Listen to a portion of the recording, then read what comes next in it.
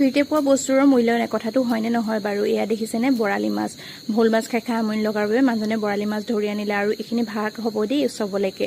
আৰু এইফালে ভাবিলোঁ যে সৰিয়হ দি খালে কেনেকুৱা হ'ব, বিৰাট টেষ্ট লাগিব নহয়নে বাৰু। এই বাকী থাকোঁতে আহিলেই নহয় আমাৰ মইনাকণ।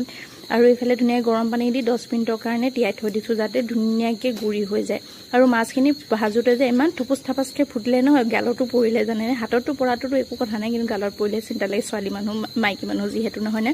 এইফালে মাছখিনি সৰিয়হ দিবৰ কাৰণে ভাজি ল'লোঁ। এইফালে পিঁয়াজ নহৰু আদা পা ধৰি বিলাহীটো দিবই লাগিব সৰিয়হ জোলত। আৰু এইফালে বৰষুণ টুক টাককৈ দি আছে, ষ্টাৰ্ট কৰিছে। আৰু এইফালে যোনখন কেৰাহীত মাছ বনাইছিলোঁ সেইখন কেৰাহীতে আকৌ জিৰা আৰু তেজপাত দি ল'লোঁ। আকৌ ভাত দেৰি হ'ব নহয়, 8:30 ভাত দিব লাগিব। ভাতটো উঠাই ল'লোঁ, মানে জোলটো হওঁতে ভাতটো হৈ যাব। আৰু পিঁয়াজ নহৰু আদাৰ যোনখিনি মেচটো কৰিছিলোঁ, মিক্সিত মাৰিছিলোঁ, সেইখিনি ধুনীয়াকৈ দি জিৰা গুড়ি, ধনিয়া গুড়ি, হালধি দি ল'লোঁ। কিন্তু নিমখটো দিয়া হোৱা নাই। আৰু জলকীয়া দুটা ফালি পিনি দি দিছোঁ, যাতে ময়ো খাব পাৰে।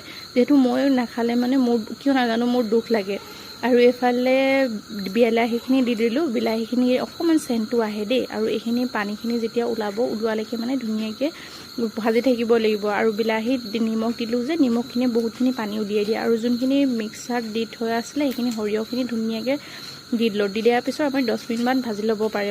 মই কিন্তু বেছি টাইম ভজা নাই, অলপ টাইম ভাজিলোঁ। ভজাৰ পিছত যেতিয়া শুকান হৈ গ'ল, তেতিয়া মানে মই মাছখিনি দি দিলোঁ। আপোনালোকে এনেদৰে সকলোৰে যিহেতু বনোৱা চিষ্টেমটো বেলেগ বেলেগ, মই এনেদৰে বনাওঁ। আৰু খাই যে ইমানেই টেষ্ট লাগিলে নহয়, আপোনালোকে এবাৰ হ'লেও বনাই পিনি ট্ৰাই কৰিব দেই।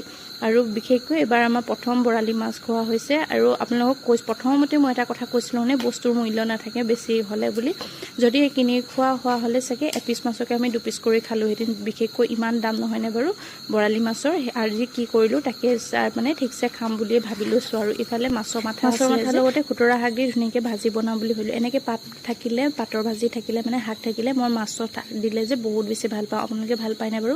এইফালে নিমখটো দিছোঁ। আৰু সেউজীয়া শাক পাচলিত আমি হালধিটো বিশেষকৈ নিদিওঁ। আৰু আজি থালিখনত এয়া আছিলে মানে বৰালি মাছৰ জোল, আৰু বৰালি মাছৰ মাথা আছিলে, আৰু বৰালি মাছৰ আৰু মাথা দি পিনিয়ে ভাজি বনালোঁ। এইফালে দালি আছিলে। আজি থালিখন এনেদৰে ৰাতিপুৱাৰ পৰা লাগি পিনি প্ৰস্তুত কৰিলোঁ। আপোনালোকে বাৰু মোৰ থালিখনৰ ডেক'ৰেশ্যন